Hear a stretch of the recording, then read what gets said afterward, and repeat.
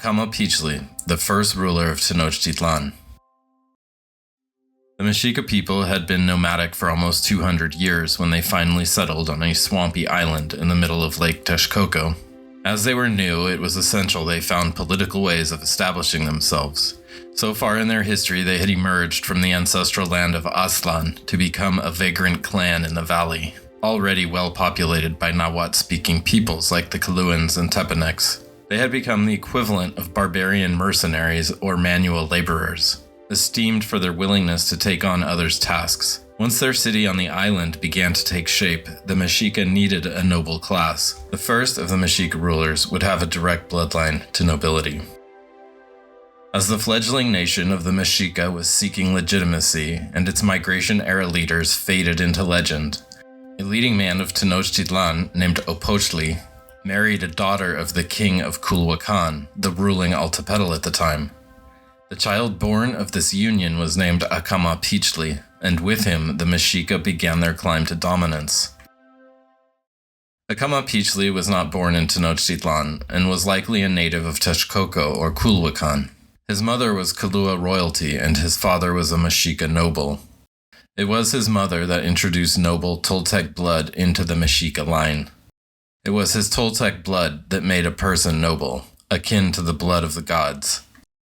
His name means fistful of reeds, and his name glyph, used in the many historic codices, is essentially that, an image of a fist holding a bundle of reeds. The Council of Mexica Elders decided to select Acamapichtli because of his dual Mexica-Culhuacan lineage, and so cemented the political place of the newly established island city of Tenochtitlan. Acamapichtli was crowned and became the first Tlatoani around 1382. His mother being from Culhuacan, the dominant city-state at the time, was a critical consideration in his election. The Mexica were then a minor newcomer in a place with thousands of years of history. They needed status. The Mexica and their sister community, Tlatelolco, fell into subjugation by Tezozomoc and the Tepanec people. When Acamapichtli had become ruler, he knew he was leading a subjugated people. The Mexica military served Tezozomoc and helped to enforce his empire. Despite remaining a tributary to the Tepanecs, Acamapichtli had set the new Mexica city up for success by expanding the island. During his reign, the city of Tenochtitlan expanded into the lake to the east, and districts were laid out to help plan the growing city. Despite tribute due to Azcapotzalco, the Mexica continued to thrive and grow. In one story from Duran, he tells how Tezozomoc demanded an extraordinary amount of tribute, including fully grown live trees, to be delivered. When the Mexica paid the tribute in full, on time, Tezozomoc was amazed. This story, whether true or some colonial myth, serves to illustrate the productivity of the Mexica people. According to Duran, Acamapichtli's queen, Ilanquaitl, could not conceive a child, and each of the lords, including the Aztlan-era founder Tenoch, gave him a daughter. Duran tells of a slave girl so beautiful that despite his queen and many concubines, the slave girl had stolen his heart. From her came a baby boy named Itzcoatl, who would become a consequential Tlatoani. The Florentine Codex summarizes Acamapichtli's reign like this.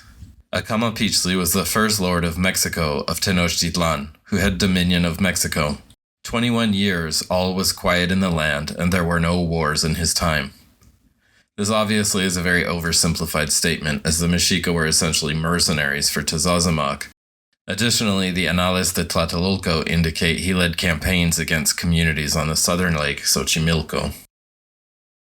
During his reign, Acamapichtli laid out the four main districts of Tenochtitlan, including Cuepopan and Moyatlan. Through his physical person and lineage, he established the Mexica Tenochtitlan monarchy, from which the subsequent 8 Tlatoque would issue. Before his death, he also laid out the process on how the next Tlatoani should be selected. A council of leaders from the 4 districts would elect the next ruler. Rather than it flow from father to firstborn son, the council would consider the abilities and persona of the future king. He seems to have died peacefully, perhaps from illness, around 1400. The date varies by source. According to Duran, Acamapichtli expressed regret that he could not free his people from Tepanec control. From one of his noble wives came a son named Huitzilhuitl, who the new council would select. Acamapichtli was buried in a modest grave, it is said, without treasure or slaves, as other rulers typically were, due to the humble status of the Mexica.